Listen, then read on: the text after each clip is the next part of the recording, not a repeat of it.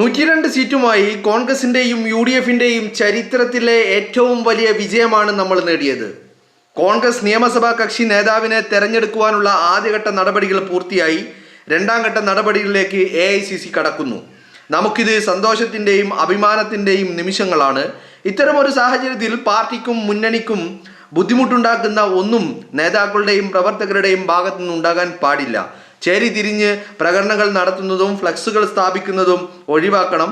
അത്തരം നടപടികളിൽ നിന്ന് പ്രിയപ്പെട്ട കോൺഗ്രസ് UDF പ്രവർത്തകർ പിന്മാറണമെന്ന് സ്നേഹപൂർവ്വം അഭ്യർത്ഥിക്കുന്നു. വി ഡി സതീശൻ ഇന്നലെ വൈകുന്നേരം ഒരു സോഷ്യൽ മീഡിയയിൽ പങ്കുവെച്ച ഒരു കുറിപ്പാണ്. ഈ കുറിപ്പ് വന്നതിന് തൊട്ട് പിന്നാലെ ചില പ്രതികരണങ്ങൾ പല ദിക്കുകളിൽ നിന്ന് പുറത്തേക്ക് വരുന്നുണ്ട്. ഒരു കാര്യം ഉറപ്പിച്ചിരിക്കുന്നു, കേരളം തൂക്കിയതുപോലെ കേരളത്തിന്റെ മുഖ്യമന്ത്രി കസേരയും സതീശൻ തൂക്കി എന്നുള്ള റിപ്പോർട്ടുകളാണ് പുറത്തേക്ക് വരുന്നത്. കൃത്യമായിട്ട് ഹൈക്കമാൻഡിൽ നിന്നുള്ള ഉറപ്പ് സതീശന് ലഭിച്ചിരിക്കുന്നു എന്നുള്ളതാണ് മനസ്സിലാക്കാൻ സാധിക്കുന്നത്. ഇപ്പോൾ നടക്കുന്നത് കൃത്യമായിട്ട് മറ്റുള്ള ഫോർമുലകളാണ് നടക്കുന്നത്, അതിനെക്കുറിച്ചുള്ള ചർച്ചകളാണ് നടക്കുന്നത്. അപ്പോൾ കൃത്യമായിട്ട് പ്രഖ്യാപനം ഉടൻ, എനിക്ക് തോന്നുന്നു ഇന്ന് വൈകുന്നേരത്തോടു കൂടി അല്ലെങ്കിൽ നാളെ, ഇതുമായി സംബന്ധിച്ച് ആരാണ് മുഖ്യമന്ത്രി എന്നതിനെ കുറിച്ചുള്ള ഒരു പ്രഖ്യാപനം ഉടനടി ഉണ്ടാകുമെന്നുള്ളതാണ്. മേ ബി ഞാൻ ഈ സംസാരിച്ചു കൊണ്ടിരിക്കുന്ന നിമിഷം തന്നെ നിങ്ങളിലേക്ക് അത്തരമൊരു പ്രഖ്യാപനത്തിന്റെ വാർത്തകൾ വന്നു കഴിഞ്ഞാൽ നിങ്ങൾ ആരും അത്ഭുതപ്പെടേണ്ടതില്ല. കൃത്യമായിട്ട് സതീശന് ഉറപ്പ് ലഭിച്ചിരിക്കുന്നു. തീരുമാനം സതീശൻ തന്നെയാണ് എന്നുള്ള തീരുമാനം സതീശനെയും അറിയിച്ചിരിക്കുന്നു എന്നുള്ളതാണ് പല കോണുകളിൽ നിന്നും ഉയർന്നു വരുന്ന പല റിപ്പോർട്ടുകളും സൂചിപ്പിക്കുന്നത്. അതിൻ്റെ അടിസ്ഥാനത്തിലാണ് അത് ഈ പറയുന്ന സതീശന്റെ ഫേസ്ബുക്ക് കുറിപ്പ് വന്നതിന് തൊട്ട് പിന്നാലെയാണ് ഇത്തരത്തിലുള്ള റിപ്പോർട്ടുകൾ പുറത്തേക്ക് വരുന്നത്. സതീശൻ പറയുന്നത് എന്താണ്? കാത്തിരിക്കണം, നടപടികൾ പകുതിയിലേറെ പിന്നിട്ട് കഴിഞ്ഞിരിക്കുന്നു, സംയമനം പാലിക്കണം, ആരും തന്നെ തെരുവിലേക്ക് ഇറങ്ങരുത് എന്ന് അദ്ദേഹം ആഹ്വാനം ചെയ്യുന്നുണ്ടെങ്കിൽ ഒരു കാര്യം ഉറപ്പിച്ചിരിക്കുന്നു, അദ്ദേഹത്തിന് ലഭിച്ച ചില ഉറപ്പ്, താങ്കൾ തന്നെയാണ് കേരളത്തെ നയിക്കാൻ പോകുന്നത് എന്നുള്ള ഉറപ്പിന്റെ അടിസ്ഥാനത്തിലാണ് സതീശൻ ഇത്തരം ഒരു ആഹ്വാനവുമായിട്ട് രംഗത്തെത്തിയിരിക്കുന്നത് എന്നുള്ളതാണ് മനസ്സിലാക്കാൻ സാധിക്കുന്നത്. എനിക്ക് തോന്നുന്നു ഒരു പക്ഷേ ഞാൻ സംസാരിച്ചു കൊണ്ടിരിക്കുന്ന നിമിഷം, അല്ലെങ്കിൽ നിങ്ങളിലേക്ക് ആ വാർത്ത എത്തുന്നത് ഈ നിമിഷങ്ങളിൽ തന്നെ വാർത്ത എത്തിയേക്കാം എന്നുള്ളതാണ് ഞാൻ മനസ്സിലാക്കുന്നത്. അത്തരത്തിൽ പല അപ്ഡേറ്റുകളും പല കോണുകളിൽ നിന്നും, അതും വളരെ കൃത്യമായിട്ട് നമുക്ക് ഡിപ്പെൻഡ് ചെയ്യാൻ പറ്റുന്ന ആളുകളുടെ അടുത്ത് നിന്ന് തന്നെ അത്തരത്തിലുള്ള സൂചനകൾ എന്നല്ല, ചില സംസാരങ്ങൾ നമ്മൾ കേൾക്കുന്നുണ്ട് എന്നുള്ളതാണ് മനസ്സിലാക്കുന്നത്. കാരണം പല ആളുകളും ഡൽഹി ബേസ് ചെയ്ത് ഡൽഹിയിൽ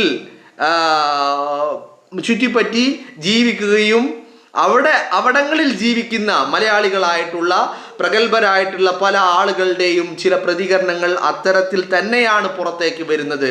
കാരണം ഡൽഹിയിൽ നിന്നുള്ള ചില സൂചനകൾ അവർക്കൊക്കെ ലഭിച്ചിരിക്കുന്നു എന്ന് മാത്രമല്ല, അവരൊക്കെ ഇത് പറഞ്ഞിരിക്കുന്നത് ഞാൻ കൃത്യമായിട്ട് നോട്ട് ചെയ്തു. അവരൊക്കെ ഇത്തരത്തിലുള്ള കാര്യങ്ങൾ വിളിച്ചു പറഞ്ഞിരിക്കുന്നത് ബഹുമാനപ്പെട്ട വി ഡി സതീശന്റെ ഈ സോഷ്യൽ മീഡിയ കുറിപ്പ് പുറത്തേക്ക് വന്നതിന് തൊട്ട് പിന്നാലെയാണ് ഇവരുടെയൊക്കെ പ്രതികരണങ്ങൾ വരുന്നത് എന്നുള്ള പ്രാധാന്യം കൂടി അവിടെയുണ്ട്. എന്ന് പറഞ്ഞാൽ ചർച്ചകൾ അവസാനിച്ചിരിക്കുന്നു.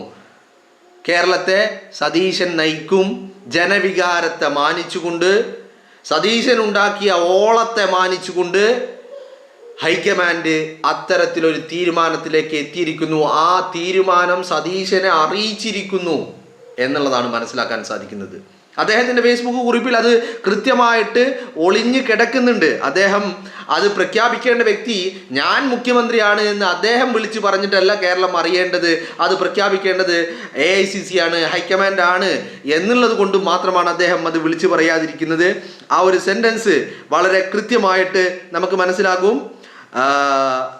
കോൺഗ്രസ് നിയമസഭാ കക്ഷി നേതാവിനെ തിരഞ്ഞെടുക്കുവാനുള്ള ആദ്യഘട്ട നടപടികൾ പൂർത്തിയായി. രണ്ടാം ഘട്ട നടപടികളിലേക്ക് AICC കടന്നു. മനസ്സിലായില്ലേ? കൃത്യമായിട്ട് സതീശനെ വിളിച്ചിട്ട് ഹൈക്കമാൻഡ് അവരുടെ തീരുമാനം, നിങ്ങളാണ് കേരളത്തെ നയിക്കാൻ പോകുന്നത് എന്നുള്ള ഹൈക്കമാൻഡിൻ്റെ തീരുമാനം സതീശനെ അറിയിച്ചിട്ടുണ്ട്. ഇനി ഞാൻ മനസ്സിലാക്കുന്നത് പ്രകാരം ഈ പറയുന്ന ആളുകൾ, ഇപ്പം നമ്മളൊക്കെ ഉയർന്നു കേട്ടിരിക്കുന്ന പേരുകളുണ്ടല്ലോ, സതീശൻ ഉണ്ടായിരുന്നു, KC വേണുഗോപാൽ ഉണ്ടായിരുന്നു, രമേശ് ചെന്നിത്തല ഉണ്ടായിരുന്നു.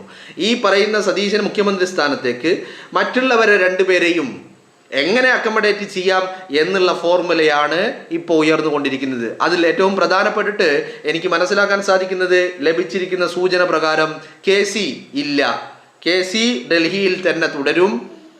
പക്ഷേ രമേശ് ചെന്നിത്തല ഒരു സുപ്രധാന വകുപ്പ് കൈകാര്യം ചെയ്യുന്ന ക്യാബിനറ്റ് അംഗമായിട്ട് ഉണ്ടാകും എന്നുള്ളതാണ് മനസ്സിലാക്കാൻ സാധിക്കുന്നത്. മറ്റുള്ള ഫോർമുലകൾ തയ്യാറായിക്കൊണ്ടിരിക്കുന്നു. അതാണ് ഞാൻ പറഞ്ഞത്. ചിലപ്പോൾ ഞാനിത് സംസാരിച്ചു കൊണ്ടിരിക്കുമ്പോൾ നിങ്ങളുടെ കാതുകളിലേക്ക് സതീശനെ മുഖ്യമന്ത്രിയായി പ്രഖ്യാപിച്ചു എന്നുള്ള വാർത്തകൾ ചിലപ്പോൾ എത്തിയേക്കാം എന്ന് ഞാൻ പറയാനുള്ള കാരണം അതാണ്. മനസ്സിലായില്ലേ? അതുകൊണ്ട് തന്നെയാണ് കൃത്യമായിട്ട് പ്രവർത്തകരോട് തെരുവിലിറങ്ങരുത്, ആരും ഫ്ലെക്സ് വെക്കരുത്, ആരും പ്രതിഷേധങ്ങൾ ഉണ്ടാക്കരുത്, കാര്യങ്ങൾ തീരുമാനമായിട്ടുണ്ട് എന്നുള്ള സൂചന തന്നെയാണ് അദ്ദേഹം പറയാതെ പറഞ്ഞു വെക്കുന്നത് എന്നുള്ളതാണ് മനസ്സിലാക്കാൻ കഴിയുന്നത്. ഇപ്പം ഇതിൽ പ്രധാനപ്പെട്ട കാര്യം എന്ന് പറയുന്നത് അദ്ദേഹത്തിൻ്റെ വാക്ക്, അതേപോലെ തന്നെ ഈ ഡൽഹി ബേസ്ഡ് ആയിട്ടുള്ള ചില ആളുകൾ, ചില പ്രധാനപ്പെട്ട ആളുകൾ എന്ന് പറഞ്ഞാൽ പാർട്ടിയായിട്ട് ബന്ധമുണ്ട് എന്നൊന്നുമല്ല, പാർട്ടിയായിട്ട് ബന്ധമുണ്ട്, രാഷ്ട്രീയമായിട്ട് ബന്ധമുണ്ട്, പക്ഷെ അവരുടെ മേഖലകൾ പലതും മറ്റു പലതുമാണ്. അതിൽ ചില ആളുകൾ സുപ്രീം കോടതിയിൽ വർക്ക് ചെയ്യുന്ന ആളുകളുണ്ട്, മറ്റ് പല മേഖല, ഞാൻ അതൊക്കെ പറഞ്ഞു കഴിയുമ്പോൾ നിങ്ങൾക്ക് ആളെ മനസ്സിലാവും, അതുകൊണ്ട് ഞാൻ അങ്ങനെ പറയുന്നില്ല. അപ്പോൾ അങ്ങനെ ചില ആളുകൾ, പാർട്ടിയുമായിട്ട് ബന്ധമുള്ള ആളുകൾ, പാർട്ടിയിൽ വലിയ ഞാൻ പറയുന്ന സ്വാധീനമുണ്ട് എന്നല്ല, പാർട്ടിയിലെ ആളുകളുമായിട്ട് ബന്ധങ്ങളുള്ള ആളുകളിൽ നിന്നാണ് സതീശൻ്റെ ഫേസ്ബുക്ക് കുറിപ്പിന് തൊട്ടു പിന്നാലെ ഇത്തരത്തിലുള്ള പ്രതികരണങ്ങൾ വരുന്നത് എന്നുള്ളതാണ്. കൃത്യമായിട്ട് നമുക്കെല്ലാവരും കേരളം പൊതുസമൂഹം ആഗ്രഹിച്ചതുപോലെ ജനവികാരം അത് സതീശനായിരുന്നു. ആ ഒരു തീരുമാനത്തിലേക്ക് പാർട്ടിയും എത്തി നിൽക്കുന്നു എന്നുള്ളതാണ് നമുക്ക് മനസ്സിലാക്കാൻ സാധിക്കുന്നത്. പറഞ്ഞു വരുന്നത്, ഈ തെരഞ്ഞെടുപ്പ് കൃത്യമായിട്ട് നമ്മൾ അടയാളപ്പെടുത്തിയതാണ്. ഈ തെരഞ്ഞെടുപ്പ്, ഞാൻ പറയുന്നു, ഈ തെരഞ്ഞെടുപ്പ് LDFും UDFും തമ്മിലുള്ള തെരഞ്ഞെടുപ്പ് തന്നെയായിരുന്നു. പക്ഷെ അവിടെ ഏറ്റവും പ്രധാനപ്പെട്ട കാര്യം എന്ന് പറയുന്നത്, ഈ പറഞ്ഞ 100+ എന്ന് പറഞ്ഞ മാർജിൻ, ആ നമ്പറിലേക്ക് UDF എത്തിയിട്ടുണ്ടെങ്കിൽ അത് സതീശനാണ് അതിൻ്റെ കാരണക്കാരൻ. അത് സതീശനെ കണ്ടാണ് അവിടേക്ക് എത്തിയിരിക്കുന്നത്. മനസ്സിലായില്ലേ? കാരണം സതീശൻ 100+ എന്ന് പറയുമ്പോൾ ഇതിനെ ഏറ്റെടുക്കാൻ പോലും ഈ പറയുന്ന ആളുകൾ ആരും ഉണ്ടായിരുന്നില്ല എന്നുള്ളതാണ്. അതിനെ ഏറ്റു പറയാൻ പോലും, ഞാൻ അവർ പ്രവർത്തിച്ചിട്ടില്ല എന്നൊന്നല്ല പറയുന്നത്, മറിച്ച് അതിനെ ഏറ്റു പറയാൻ, ഞാൻ റിസൾട്ട് വരുന്നതിന് മുമ്പ് ഞാൻ നിങ്ങളോട് പറഞ്ഞ കാര്യം ഞാനിപ്പോൾ ഓർക്കുക. റിസൾട്ട് വന്നു കഴിയുമ്പോൾ UDF 100+ എന്ന് പറയുന്ന ഫിഗറിലേക്ക് പോയി കഴിഞ്ഞാൽ പിന്നെ അവിടെ ഈ മുഖ്യമന്ത്രി ചർച്ച അത് അർത്ഥശൂന്യമാണ് എന്ന് പറഞ്ഞിട്ടുണ്ടായിരുന്നു ഞാൻ. അത് പറയാനുണ്ടായ കാരണം, ആ 100+ എന്ന് പറയുന്ന ഫിഗറിൽ എത്തിയാൽ അതിന് ഒരേ ഒരു അവകാശമേ ഉള്ളൂ, അത് സതീശനാണ് എന്നുള്ളതാണ്. മനസ്സിലായില്ലേ? അപ്പോൾ ആ തെരഞ്ഞെടുപ്പ് ഫലം അവിടെ എത്തി. 100+, സതീശൻ പറഞ്ഞ ഫിഗർ 100+ എന്ന് പറയുന്ന ഫിഗറിലേക്ക് എത്തി. അവിടെ പിന്നെ മറ്റാര് എന്നുള്ള ചർച്ച തന്നെ വലിയ വലിയ അനർത്ഥമാണ്, അത് അർത്ഥമില്ലാത്തതാണ് എന്നുള്ള കാര്യം ഉറപ്പാണ്. മനസ്സിലായില്ലേ? എന്താണെങ്കിലും ആശങ്കകളൊക്കെ അവസാനിക്കുകയാണ്. ഞാൻ സംസാരിച്ചു കൊണ്ടിരിക്കുമ്പോൾ നിങ്ങളിലേക്ക് എത്തിയില്ലെങ്കിൽ മിക്കവാറും വിത്തിൻ അവേഴ്സ്, മണിക്കൂറുകൾക്കുള്ളിൽ ഈ പറയുന്ന പ്രഖ്യാപനം ഉണ്ടാകുമെന്നുള്ളത് തന്നെയാണ് മനസ്സിലാക്കാൻ സാധിക്കുന്നത്. വലിയ സന്തോഷമുള്ള കാര്യം. കാരണം ഈ ജനം വോട്ട് ചെയ്തത് സതീശനായിരുന്നു, സതീശൻ്റെ നിലപാടുകൾക്കായിരുന്നു, സതീശൻ്റെ കാഴ്ചപ്പാടുകൾക്കായിരുന്നു, സതീശൻ കേരളത്തെ നയിക്കുന്നത് കാണാൻ വേണ്ടിയിട്ടായിരുന്നു. അതുകൊണ്ട് മാത്രമാണ് ഇങ്ങനെ ഇത്രയും വലിയ ഒരു തിളക്കമാർന്ന അജയ്യമായ ഒരു വിജയത്തിലേക്ക് എത്തിച്ചേരാൻ സാധിച്ചത് എന്നുള്ളതാണ് അതിൻ്റെ യാഥാർത്ഥ്യം എന്ന് പറയുന്നത്. പിന്നെ ഞാൻ മനസ്സിലാക്കുന്നത്, വളരെ കൃത്യമായിട്ട് ഇത്തരം ഒരു ചർച്ച ഉണ്ടാക്കിയത് കോൺഗ്രസിലെ ചില ആളുകൾ, 1-2 ആളുകൾ ചേർന്നിട്ടാണ് ഇങ്ങനെ ഒരു ചർച്ച ഉണ്ടാക്കിയത്. അതിന് കേരളത്തിലെ മാധ്യമങ്ങൾ ഒരു ഗ്യാപ്പ് ഉണ്ടായിരുന്നു. ആ ഗ്യാപ്പ് എന്ന് പറയുന്നത് വളരെ കൃത്യമായിട്ട് കോൺഗ്രസ് എപ്പോഴും ഇങ്ങനെയെന്ന് പറഞ്ഞാൽ, ഒരു തെരഞ്ഞെടുപ്പ് കഴിഞ്ഞാൽ ചർച്ചകളും അഭിപ്രായങ്ങളും ഒക്കെ കേട്ട് പിന്നെ അതിൽ നിന്നൊരു അഭിപ്രായം തിരഞ്ഞെടുത്ത് അങ്ങനെ ഒരു ടൈം ഗ്യാപ്പ് അവർക്ക് എപ്പോഴും ഉണ്ടായിരുന്നു, എല്ലാ കാലങ്ങളിലും ഉണ്ടായിരുന്നു. എന്തിന്? ഈ രാജ്യത്തെ പ്രധാനമന്ത്രിയായിട്ട് ജവഹർലാൽ നെഹ്റുവിനെ ആദ്യ പ്രധാനമന്ത്രിയായിട്ട് പ്രഖ്യാപിക്കുന്നതിന് മുമ്പ് പോലും ഇതേപോലെയുള്ള ടൈം ഗ്യാപ്പ് ഉണ്ടായിട്ടുണ്ട്. അന്ന് ഇതേപോലെയുള്ള ചർച്ചകൾ ഉണ്ടായിട്ടുണ്ട്. മനസ്സിലായില്ലേ? അപ്പോഴേ ആ ടൈം ഗ്യാപ്പിനെ പലരും ദുരുപയോഗം ചെയ്യുകയായിരുന്നു. മാക്സിമം ആ ടൈം ഗ്യാപ്പിനെ മുതലെടുക്കുകയായിരുന്നു പലരും ചെയ്തുകൊണ്ടിരുന്നത് എന്നുള്ളതാണ് മനസ്സിലാക്കാൻ സാധിക്കുന്നത്.